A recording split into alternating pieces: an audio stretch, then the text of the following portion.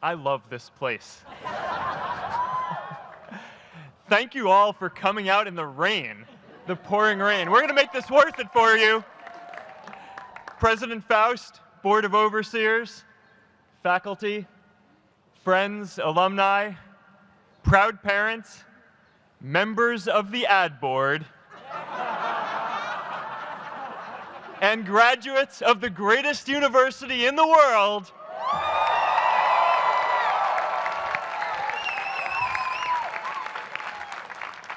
I am honored to be here with you today because, let's face it, you accomplished something I never could. If I get through this speech today, it'll be the first time I actually finish something here at Harvard. Class of 2017, congratulations.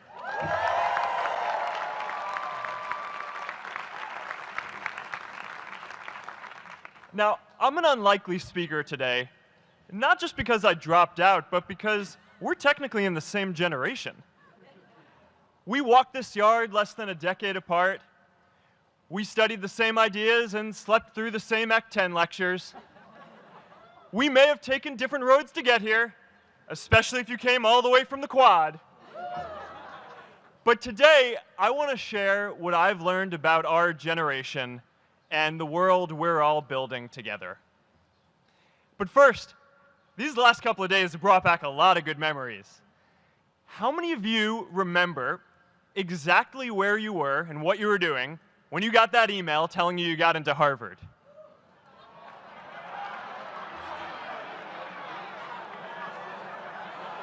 I was playing the video game Civilization, and I ran downstairs and got my dad, and for some reason, his first reaction was to video me opening the email. That could have been a really, really sad video. But I swear, getting into Harvard is the thing my parents are most proud of me for. My mom is nodding. You all know what I'm talking about. Look, guys, it's tough to beat this. You'll see when you get out there. How many of you remember your first lecture here at Harvard? Mine was Computer Science 121 with the incredible Harry Lewis. Harry. I was running late for class, so I threw on a t-shirt, and I didn't realize until afterwards that I put it on inside out and backwards, and my tag was sticking out the front. I couldn't figure out why no one in class would talk to me. Except for this one guy, KX Jin. He just went with it.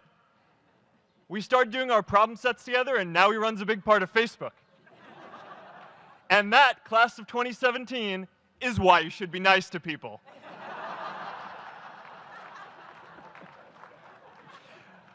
But my best memory from Harvard is meeting Priscilla.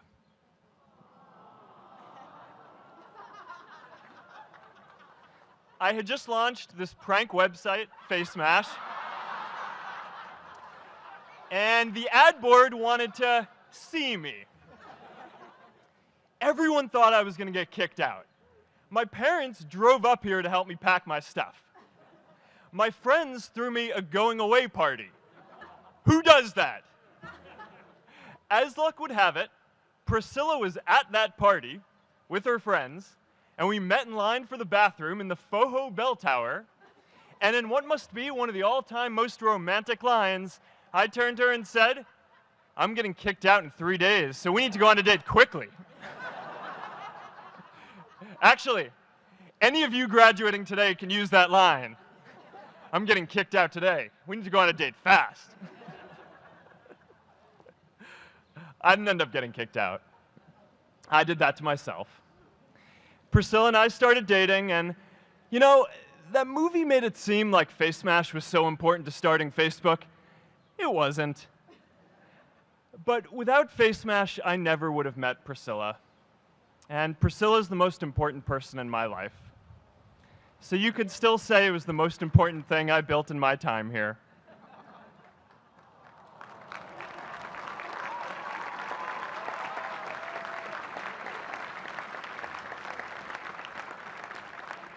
We have all started lifelong friendships here, and some of us even families. That's why I'm so grateful to this place. Thanks, Harvard.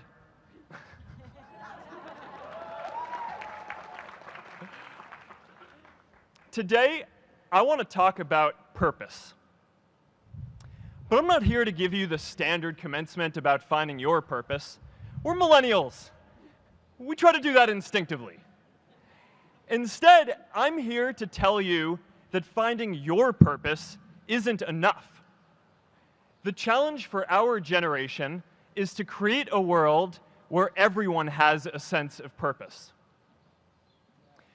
One of my favorite stories is when JFK went to go visit the NASA Space Center, and he saw a janitor holding a broom, and he asked him what he was doing, and the janitor replied, "Mr. President, I'm helping put a man on the moon." Purpose is that feeling that you are a part of something bigger than yourself, that you are needed, and that you have something better ahead to work for. Purpose is what creates true happiness. And you are graduating at a time when this is especially important. When our parents graduated, that sense of purpose reliably came from your job, your church, your community. But today, technology and automation are eliminating many jobs. Membership in a lot of communities has been declining, and a lot of people are feeling disconnected and depressed and are trying to fill a void in their lives. As I've traveled around, I've sat with children in juvenile detention and opioid addicts who've told me that maybe their lives would have turned out differently if they just had something to do, an after-school program or somewhere to go. I've met factory workers who know their old jobs aren't coming back and are just trying to find their path ahead. For our society to keep moving forward, we have a generational challenge to not only create new jobs, but create a renewed sense of purpose. I remember that night I launched Facebook from that little dorm in Kirkland House. I went to Noakes with my friend KX, and I remember telling him clearly that I was excited to help connect the Harvard community, but one day someone would connect the whole world. The thing is, it never even occurred to me that that someone might be us. We were just college kids. We didn't know anything about that. There were all these great big technology companies with all these resources, and I just assumed one of them would do it. But this idea was so clear to us that all people want to connect. So we just kept working on it, day after day after day. And I know that a lot of you are going to have your own stories just like this.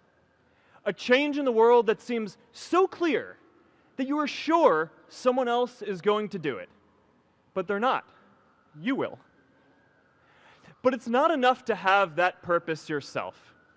You also have to create a sense of purpose for others. And I found that out the hard way. You see, my hope was never to build a company. I wanted to have an impact. And as all these people started joining us, I just assumed that that's what they wanted to do too. So I never took the time to explain what it was that I hoped we'd build. A couple years in, some big companies wanted to buy us. I didn't want to sell. I wanted to see if we could connect more people. And we were building the first version of Newsfeed at the time, and I thought, if we could just launch this, it could change how we all learn about the world. Nearly everyone else wanted to sell. Without a sense of higher purpose, this was their startup dream come true, and it tore our company apart. After one particularly tense argument, one of my close advisors told me if I didn't agree to sell the company right now, I would regret that decision for the rest of my life. Relationships were so frayed that within a year or so, every single person on our management team was gone. That was my hardest time leading Facebook. I believed in what we were doing, but I felt alone. And worse, it was my fault. I wondered if I was just wrong, an imposter, a 22-year-old kid who had no idea how things actually worked. Now, years later, I understand that is how things work when there's no sense of higher purpose. So it's up to all of us to create it so we can all keep moving forward together. And today, I want to talk about 3 ways that we can create a world where everyone has a sense of purpose. By taking on big, meaningful projects together. By redefining equality so everyone has the freedom to pursue their purpose. And by building community all across the world. So first, let's take on big, meaningful projects. Our generation is going to have to deal with tens of millions of jobs replaced by automation like self-driving cars and trucks. But we have the potential to do so much more than that. Every generation has its defining works. More than 300,000 people worked to put that man on the moon, including that janitor. Millions of volunteers immunized children around the world against polio, and millions of more people built the Hoover Dam and other great projects. And now it's our generation's turn to do great things. Now I know, maybe you're thinking, I don't know how to build a dam. I don't know how to get 1 million people involved in anything. Well, let me tell you a secret. No one does when they begin. Ideas don't come out fully formed. They only become clear as you work on them. You just have to get started. If I had to know everything about connecting people before I got started, I never would have built Facebook. Movies and pop culture just get this all wrong. The idea of a single eureka moment is a dangerous lie. It makes us feel inadequate because we feel like we haven't had ours yet. And it prevents people with seeds of good ideas from ever getting started in the first place. Oh, and you know what else movies get wrong about innovation? No one writes math formulas on glass, okay? All right? That's not a thing, okay?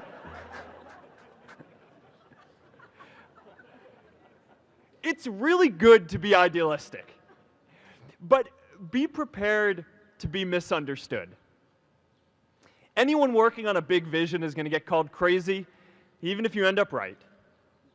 Anyone taking on a complex problem is going to get blamed for not fully understanding it, even though it's impossible to know everything up front.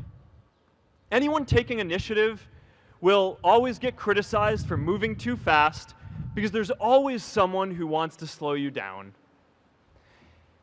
In our society, we often don't take on big things because we're so afraid of making mistakes that we ignore all the things wrong today if we do nothing. The reality is, anything we do today is going to have some issues in the future. But that can't stop us from getting started. So what are we waiting for? It is time for our generation-defining great works. How about stopping climate change before we destroy the planet and getting millions of people involved, manufacturing and installing solar panels? How about curing all diseases and getting people involved by asking volunteers to share their health data, track their health data, and share their genomes? You know, today, our society spends more than 50 times as much treating people who are sick as we invest in finding cures so people don't get sick in the first place. It makes no sense. We can fix this. How about modernizing democracy so everyone can vote online? And how about personalizing education so everyone can learn? These achievements are all within our reach. Let's do them all in a way that gives everyone in our society a role. Let's do big things, not just to create progress, but to create purpose.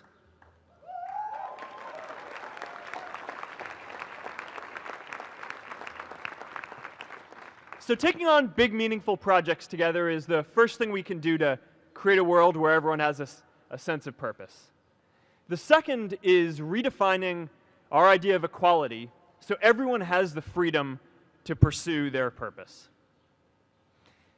Now, many of our parents had stable jobs throughout their careers, but in our generation, we're all a little entrepreneurial, whether we're starting our own projects or finding our role in another one. And, you know, that's great, because our culture of entrepreneurship is how we create so much progress. An entrepreneurial culture thrives when it is easy to try lots of new ideas. Facebook wasn't the first thing I built. I also built chat systems and games, study tools and music players, and I'm not alone. J.K. Rowling got rejected 12 times before she finally wrote and published Harry Potter. Even Beyoncé had to make hundreds of songs to get Halo. The greatest successes come from having the freedom to fail. Now, today, we have a level of wealth inequality that hurts everyone. When you don't have the freedom to take your idea and turn it into a historic enterprise, we all lose. And right now, today, our society is way over-indexed on rewarding people when they're successful, and we don't do nearly enough to make sure that everyone can take lots of different shots. Now, let's face it, there is something wrong with our system when I can leave here and make billions of dollars in 10 years, while millions of students can't even afford to pay off their loans, let alone start a business.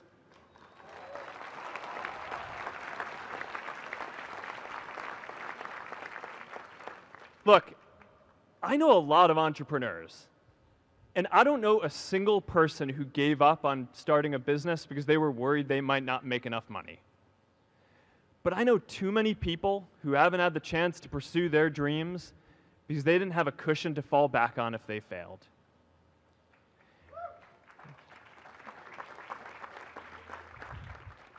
We all know you don't get successful just by having a good idea or working hard. You get successful by being lucky too. If I had to support my family growing up instead of having the time to learn how to code, if I didn't know that I was going to be fine if Facebook didn't work out, then I wouldn't be standing up here today. And if we're honest, we all know how much luck we've had to get to this point in our lives. Every generation expands its definition of equality. Previous generations fought for the vote and civil rights. They had the New Deal and Great Society. And now it's time for our generation to define a new social contract.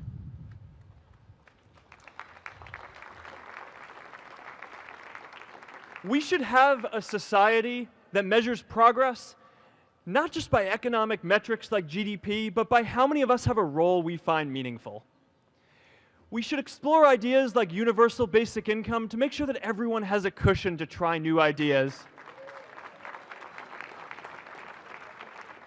We're all going to change jobs and roles many times, so we need affordable childcare to get to work and healthcare that's not tied to just one employer. And we're all going to make mistakes. So we need a society that's less focused on locking us up and stigmatizing us when we do. And as our technology keeps on evolving, we need a society that is more focused on providing continuous education through our lives.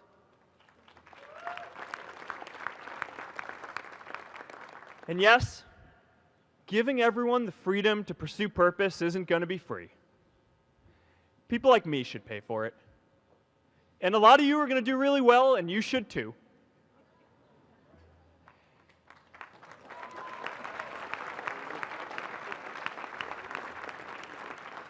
That is why Priscilla and I started the Chan Zuckerberg Initiative and committed our wealth to promoting equal opportunity.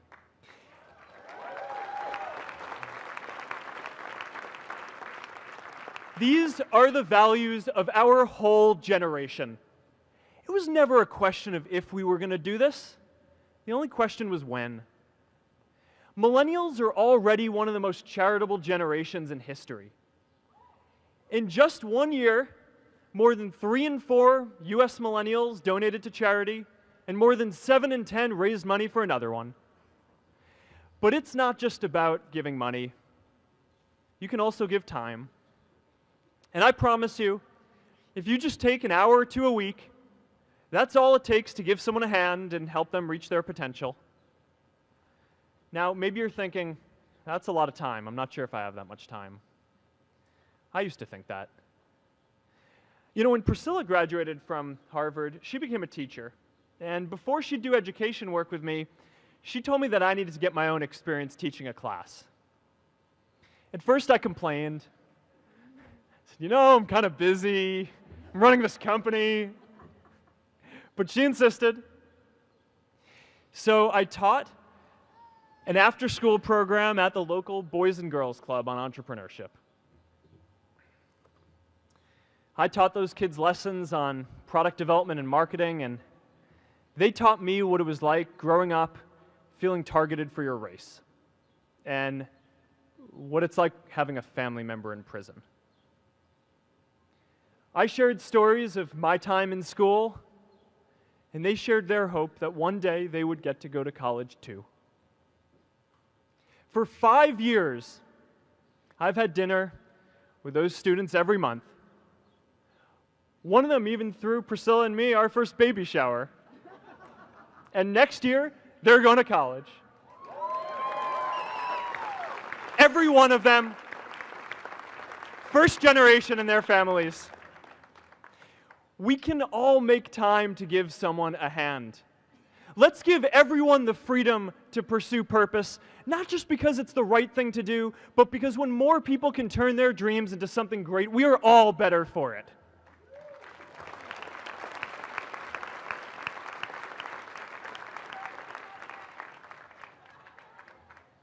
Purpose doesn't only come from work. The third way we can create a sense of purpose for everyone is by building community. And in our generation, when we say purpose for everyone, we mean everyone in the world. Now, quick show of hands. How many of you here are from another country? All right, now keep your hands up. How many of you are friends with one of these folks? Now we're talking. See, we have grown up connected. In a recent survey of millennials around the world, asking what most defines our identity, the most popular answer wasn't nationality, ethnicity, or religion. It was citizen of the world. That's a big deal. Every generation expands the circle of people we consider one of us. And in our generation, that now includes the whole world. We understand that the great arc of human history bends towards people coming together in ever greater numbers, from tribes to cities to nations, to achieve things that we could not on our own. We get that our greatest opportunities are now global. We can be the generation that ends poverty, that ends disease. And we get that our greatest challenges need global responses too. No country can fight climate change alone or prevent pandemics. Progress now requires coming together, not just as cities or nations, but also as a global community. But we live in an unstable time. There are people left behind by globalization across the whole world. And it's tough to care about people in other places when we don't first feel good about our lives here at home. There's pressure to turn inwards. This is the struggle of our time.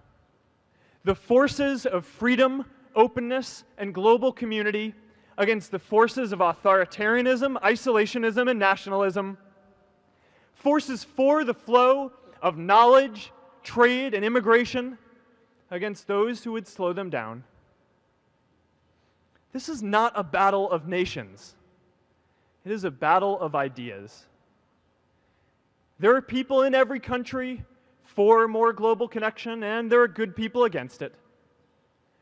And this isn't going to be decided at the UN either. It's going to happen at the local level when enough of us feel a sense of purpose and stability in our own lives that we can start to open up and care about everyone else too.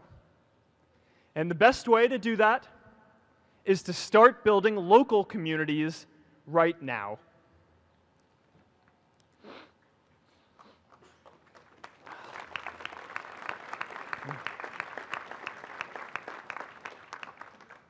We all get a lot of meaning from our communities.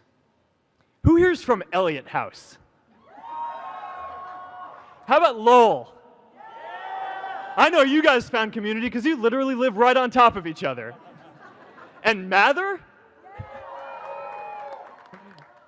I'll just leave that there. Whether our communities are houses or sports teams, churches or a cappella groups, they give us that sense that we are a part of something bigger, that we are not alone. They give us the strength to expand our horizons. And that's why it's so striking that over the past few decades, membership in all kinds of communities has declined by as much as 1/4. That's a lot of people who now need to find a sense of purpose somewhere else. But I know that we can rebuild these communities and start new ones because many of you already are. I met Agnes Agoye, who's graduating today. Agnes, where are you?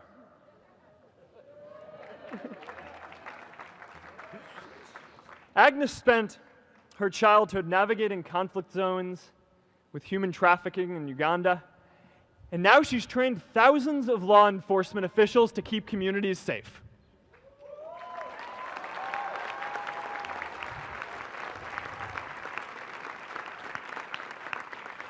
I met Kayla Oakley and Neha Jain. We're graduating today too. Stand up, guys. Kayla and Neha started a nonprofit that connects people suffering from chronic illnesses with people in their communities who are willing to help out.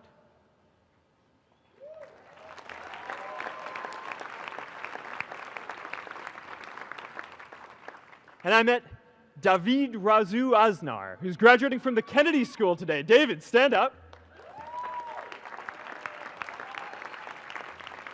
David is a former city councilor who fought to make Mexico City the first Latin American city to pass marriage equality, even before San Francisco.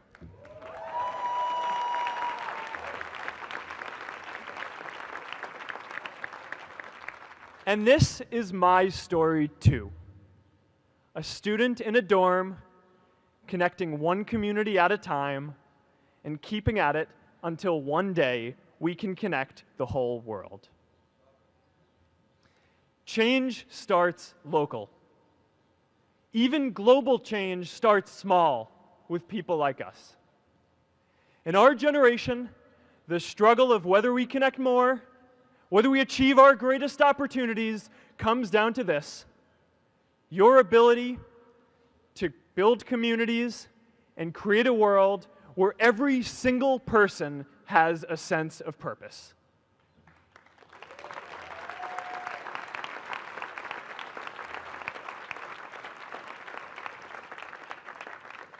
Class of 2017, you are graduating into a world that needs purpose.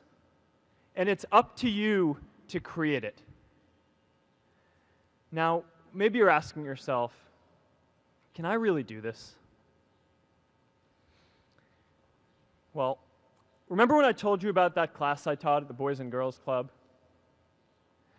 One day after class, I was talking to my students about going to college, and one of my top students raised his hand and said that he wasn't sure he could go to college because he's undocumented. He wasn't sure if they'd take him. Last year, I took him out to breakfast for his birthday, and I wanted to get him a gift, so I asked him what he wanted, and he just started talking about struggles that he saw other students in his class facing, and finally he said, I'd really just like a book on social justice. I was blown away. Here is a young guy who has every reason to be cynical. He wasn't sure if the country he calls home, the only one he's known, was going to deny him his dream of going to college. But he wasn't feeling sorry for himself. He wasn't even thinking of himself. He has a greater sense of purpose, and he's going to bring people along with him. It says something about our situation today that I can't even say his name because I don't want to put him at risk. But if a high school senior who doesn't know what the future holds for him can do his part to move the world forward, then we owe it to the world to do our part too.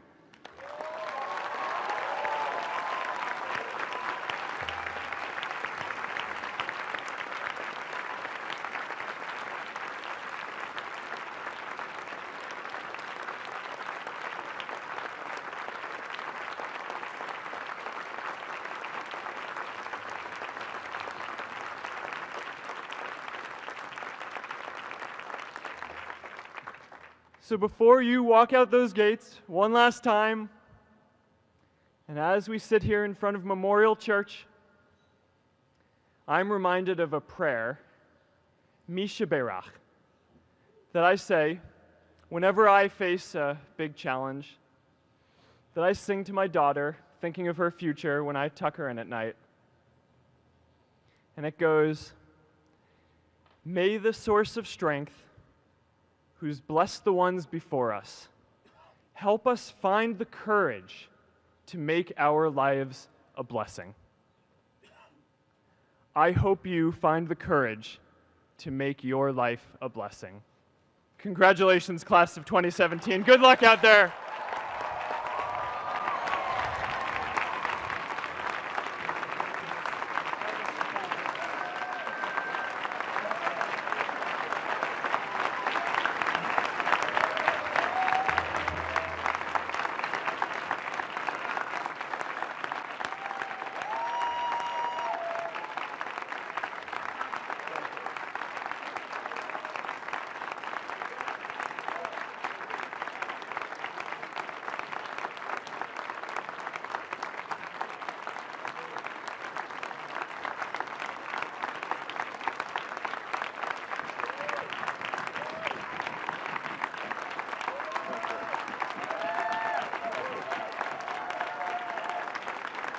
Thank you.